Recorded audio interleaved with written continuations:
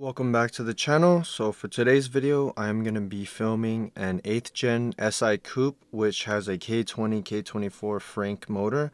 I believe it's around 300 wheel, or at least in that general area of power. So it's going to be a really fun video. And yeah, I'm looking forward to getting the details about this build. And of course, I'm going to get some runs in with my Cord V6. I'm expecting to get pretty much gapped. That's a good amount of power over my car, and it's way lighter. So yeah, I'm just looking forward to just checking out the homies build, getting that video, getting some runs in, and then just having a good day. But hopefully you guys are going to enjoy this video. Make sure to like, comment, and subscribe, and we'll get right into it. Of course, we're going to have to start up and warm up the car first.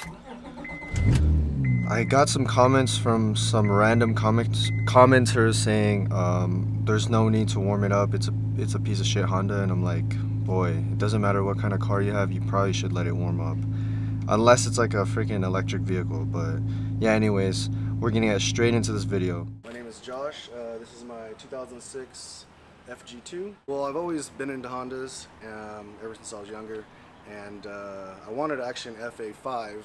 But when I went to go pick up the car, they didn't have it, so they had the two-door, which I actually really liked. And yeah, my original motor had about 150,000 miles on it, and I had to make a decision as far as what I wanted to do.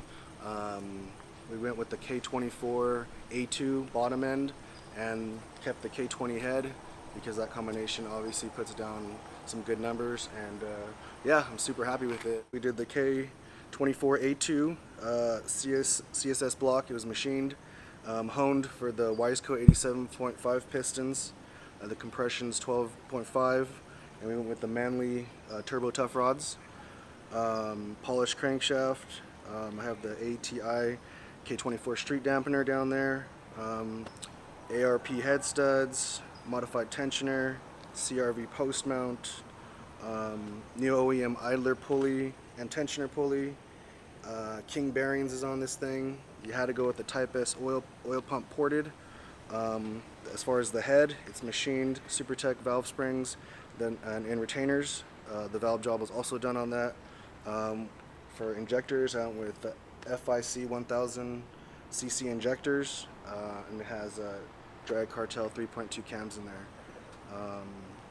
I have the Hasport 70 AN mounts all around. As far as the manifold, we went with the Skunk 2 Ultra Street, and we have the 0.5 liter plenum. I have the K-tuned fuel rail with the gauge, hybrid racing 3.5 cold air intake, some Track Tough parts down there. Rob at Track Tough, great billet parts, cleans up the motor in the bay. The DC5 Creations catch can. Also, I have the DC5 Creations AC tuck kit back there, so that opened it all up and it gets more space in there. Acuity bushings, the J37 throttle body, and with the K-tune spacer. That's where the K-tune spacer is. I have the Street Alpha, the Skunk 2 Alpha headers, as well as the exhaust as well, the Mega RR. We are running E85 only, and I went with the AEM 345 fuel pump. No issues with that at all. Great fuel pump. But like I said, I got it tuned at KV tuned, and we were able to get 280 at the wheel and 200 pounds of torque, so it's not too bad for this car, the chassis, and what we're working with. I wanted it pretty simple, but something that looked, you know, pretty aggressive as well. So the best splitter I found for my car was the Dev Sport. The product's really good. The splitter end for the side skirts. My wheels, I went with the JNC 007s, 18 by 8. The tires, I went with the Federal RSRRs. They're really good tires. They stick really well. They're good in the summer, so in the cold, I will, you know, whatever. But in California, it's warm for the most part. As far as suspension, I have Godspeed Mono SS coilovers. We changed out the K-tuned ball joints so that the ride is pretty much feels stock and rides really good. I have the Beaks subframe kit underneath.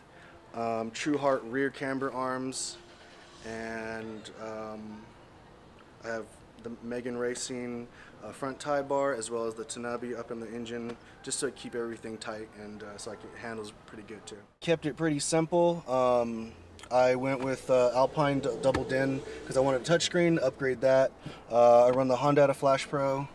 The hybrid racing short shifter, the version 2, is the absolute best out there. I highly recommend it.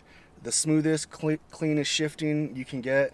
And as far as my clutch, I went with the Exity Stage 2. Just because I'm NA, I don't need Stage 3 or 4, but it's really good for the car. I changed up my wing. I went with the Kevman's carbon fiber duckbill. Very clean, different, and yeah, a lot of people like it, and I do too. I want to keep it NA, and the best way to get the most power with my setup would get the head ported, and we're going to do like a Stage 3 head port on this, so we get some more flow in there. And yeah, that's what's going to be next probably. The car was built by JBK Performance in Corona. I highly recommend anybody who's into serious stuff with their car to go to them. Jesse, he's the man you want to talk to. My car is tuned by KV Tuned. He's out in the IE area. Shout out to him. And I want to give a shout out to the 9th Gen fam. You guys are always cool. You as well, and anybody else that I've met along the way. You know what I'm saying? What's up? Thank you.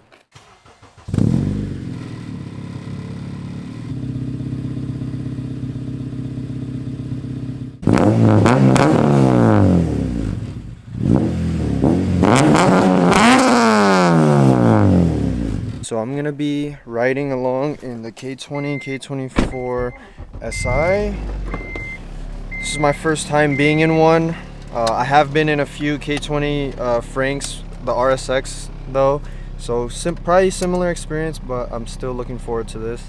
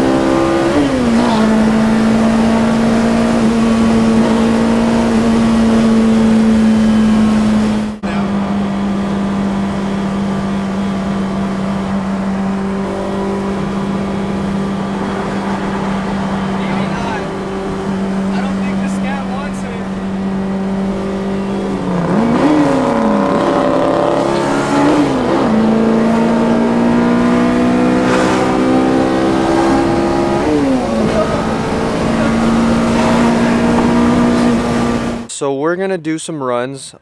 So like he said, his car is putting down 280 wheel and 200 wheel torque. My car is 260 wheel horsepower and then 248 wheel torque. So I do have an edge with the torque, but his car is lighter. It makes more power. Its red line is higher. So basically all odds are stacked against me. But yeah, we're gonna do a 45 roll in second gear. We'll try to do at least one, but if we could get two, we'll do that. But yeah, it's gonna be fun. I'm curious to see how this will go. My guesses are in the lower speeds, like we'll probably be right next to each other, but as the speeds climb and his red line, you know, goes all the way to 9,000, I'm pretty sure he's gonna start pulling away. But this is more so to see how big the gap's gonna be, because when I do get tuned on E85, maybe we'll rerun it. Just to see how it goes. That's gonna be, that conversion's coming soon. It's gonna be in August/September, because I have to get all the parts switched over and then I'm gonna get tuned. But anyways, we're gonna get the runs in right now. I have to switch over to the GoPro. No lie, boys, I'm nervous because that car is way lighter than mine, and it has more horsepower. Yeah, I have them on torque, but does that really matter when you're freaking racing Hondas? I don't know, man. We're gonna find out. But he's a really cool guy. Shout out to him for coming out. and I really hope you guys enjoy this video because I've been having a lot of fun doing the build videos again and just kind of like putting the Accord V6 to the test against different cars. Yeah, and I've been thinking of opening memberships to the channel just for exclusive content. It may or may not be open by the time you see this video, but yeah, just been really grateful and thankful to everyone who's supported the channel, and pray for me because I'm probably gonna get gapped. This is 9,000 RPM K20 K24 Frank.